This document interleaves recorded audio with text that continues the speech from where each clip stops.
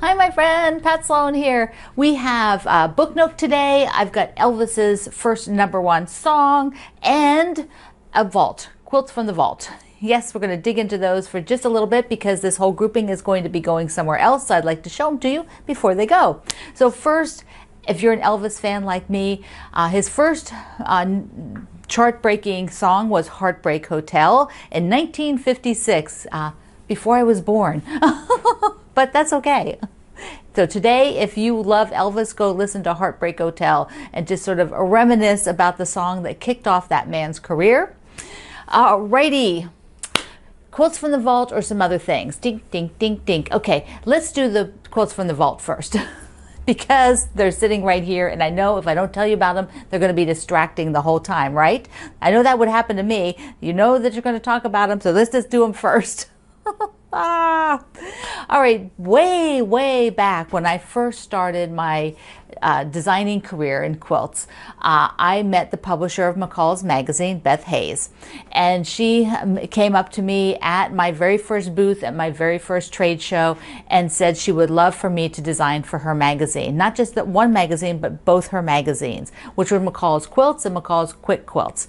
So that was in 1998, and so in 1999, the quilts I'm going to show you was a thought that I had, an idea, which just spoke to a lot of people at that time. So in 1999 and 2000, I ended up doing 20 of these pieces. They're banners, that's what we called them, you know, holiday banners.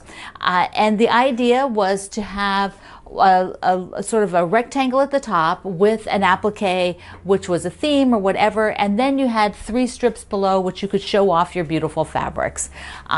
This was so popular that it ran for 2 years in the magazine, and we did a book. So we took some of them from the magazine and then I created new ones for the book. So there were a lot of them. Now I went through, I stacked them all up, and I'm going to show you all the others besides these. So here is the whole set, minus the 2 that are up on the wall. It's like 20 of them, I think. So I'm just going to pick each one up and put it over to the side. I'll tell you a little bit about them. They all were, of course, had a focus feature of 2 fabrics down here and then the applique up at the top. So the little bird house, and they're not in any particular order, so you're going to see all kinds of things. Here's some great big acorns for the fall, with some nice red fabrics. Giant pumpkin. I love it. Love the giant pumpkin. And I added beads down on this one. This is a bees cap. Okay, so I have a behind the scenes story for you. This is one of the earlier ones that I did, and the publisher didn't know what this was. They couldn't identify it. You could call it a beehive, but it's really a bees cap. Okay, with the dragonfly.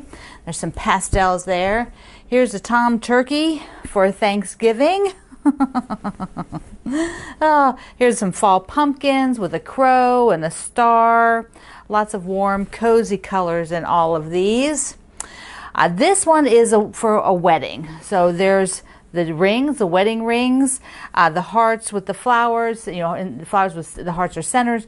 And then down here was a bridal line. This was a fabric line that came out for bridal things. So there's actually, you can see on there, there's wedding rings and the wedding cake. And I also put that one. On the back. So that was really fun to use. This is a Valentine's one, of course. Got some hearts, pretty pinks. Tulips for spring, and of course my style at that time was very primitive and folk art, so everything was darker colors, so my tulips were darker, not like I would probably do now. Apples for the fall. Not sure how good at apples those look. They kind of look like hearts. I got better at drawing things as I went along. These were early. Here's a gingerbread men. Super cute. These are basically the same gingerbread men I've used in my pattern that you can get in my digital store. I think they are a little bit bigger, you know, in size to fit this panel at the top, or this section at the top. one giant snowflake with more buttons. It's really fun to use the buttons like that. This fabric here is so stiff. It's horrible. I have no idea. I picked this up and I'm like, this is the only fabric out of all of this that is super stiff. Like this knot, this is a knot, but this blue here, ugh, your old fabric, it's like you just gotta get rid of that stuff. It's a cute little basket with more buttons for the buds on the stems. I had fun with that fabric. Beautiful fabric. An Easter bunny in a basket. There we go.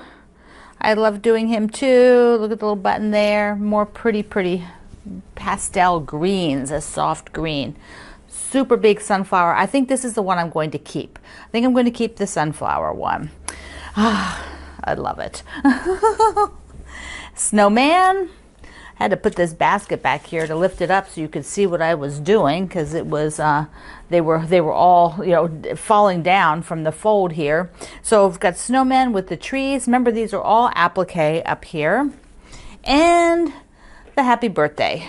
There we go, happy birthday banner, which is fun to bring out for the birthdays. So that's a peek into the vault through all of these. So excited to see them all again. This was really fun to look through. To be very honest, I have not gone through these in a really long time. When we brought all the quilts down, I did get them all together because I think there were some stacks here and some stacks there, but I did accumulate them so they were all together so I could keep them together. But I have not really gone through and looked at each one, and I'm photographing them now, and then as a group, they're going to be going off to a new home, which I'm super excited about, so somebody can enjoy them.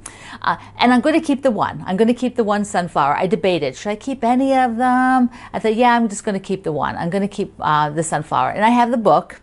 And the book has been, you know, the book was published by McCall's Magazine, which they did a few books. And they're not easy to find. I would suggest you look on Amazon. I did a link below. There happened to be one copy on Amazon when I was filming this. I was like, yes. And then you might find them on Etsy, you might find them on eBay, but they're just not going to be that common to find. It's just going to be somebody, you know, clearing out their books and reselling that you'll run across it. If you happen to own it, let me know in the comments. If you're in my community at Quilt Along with Pat Sloan at Facebook, go over and show the book if you happen to own it. I would love to see that you have a copy. So fun, blast from the past. All right, I have a little book nook because I have a friend who loves cats. Meow, meow. So I saw this book. I thought, oh my goodness, I need to get this, and I think I might need to make the cover quilt. Look at this. So cute. This is by Pamela Jane Morgan, and I think that cat is so darling. So the entire book has things with cats on it. I'm gonna show you a few pages in here in a minute. But there were also, they took some of the publisher took some of the projects and put them on these little zippy bags, which I think are super darling. So you can get those too. So let's take a look, because who doesn't love a wonderful kitty project? There it is. It's in gray here. See the little kitty pouch? How cute is that? And then the book does have nice step outs. That, you know, step out is step by step, showing you with photos how to make the project. And so here's another little kitty pouch hanging on the side of her, like a wristlet. You could, you know, clip it onto a bag. There's one sticking out the top of a bag. Here's a pillow. Look at the pillow. Oh, so darling. More pillows, more cute pillows. Look at them. So there's lots of small projects, as you're seeing. And here we go. Look at that. With the Dresden, the half Dresden, that's a nice big pillow or stuffy, you know, doll. And here's the quilts. So there's one with some applique, the applique in the middle. I really like that. And she did a bunch of colors. Here's one with the piece quilt, with the piece cat rather, in the middle. So I think that's pretty darling. And then she's got some flowers. There's a bike with applique. And then back at the back is, here we go. Here's the cover quilt. Ah, so, so cute. So this book is extremely darling and has lots of those cute bags. There's 16 projects in here, and I think it's just so, look, this is like your scraps, right? You can just get your scraps and do this. You could make the face all the same colors instead of like more of a rainbow like she has. You could do all a black cat or a white cat with a lot of different you know, fabrics that you own. That would be really pretty. Another thing I found while I was looking at kitty stuff, I just happened, you know, you put cat into the search of any, you know, store site, you're going to get a lot of cute things. Well, I found this panel. Let me just, I'll hold it here a second. But look at this panel. It is from a line called Just Kitten Around, K-I-T-T-E-N, and I linked that down below in the description box. But it has so much cute detail because I think like I could put some squares around this and make this a really cute baby quilt. So let me just show you what I'm thinking. So there are my pink and white checkerboards, and that looks super cute around there, although it does need like a stronger inner border to kind of frame it. You know how it has here, this is actually on, whoops, this is actually on the fabric, but I would like piece something all the way around it. And those are the pink ones, but then I also have the aqua ones that I was doing. So it could have like a second row of aqua. So I'm thinking like that would be really cute to put a bunch of those up there. Okay. So like there's another outside, or it could just be all the aqua or just all the pink with some double rows, but it definitely needs like a couple of borders around this in the middle and then the checkerboard around it. Ah, so cute. So I do think I need to like have a never-ending supply of these checkerboard squares because I keep finding ways that would be super cute. And I don't think like a pink and a turquoise round would be the right answer for this, but I think either one, or do one that is blue and white because there's a bit of blue in that panel, which I think looks really, really cute. So I'm gonna think about that. I just love the panel. It's fun, it's whimsical, and you gotta have that kind of stuff to play with sometimes. So speaking of panels, I want to show you Karen's panel that she did with a lot of the blocks from different sew-alongs. So take a look. So I want to show you this quilt by Karen because it is such a great way to use up blocks that you have, or if you have a panel and you want to do some blocks from a sew-along but you know you don't want to do all of them. So Karen took this Americana panel, America Beautiful, and went ahead and used different ones of my blocks to go around it. Now I believe she put a couple of borders, probably that white and the blue, around the panel. The red might be part of the panel, I'm not sure.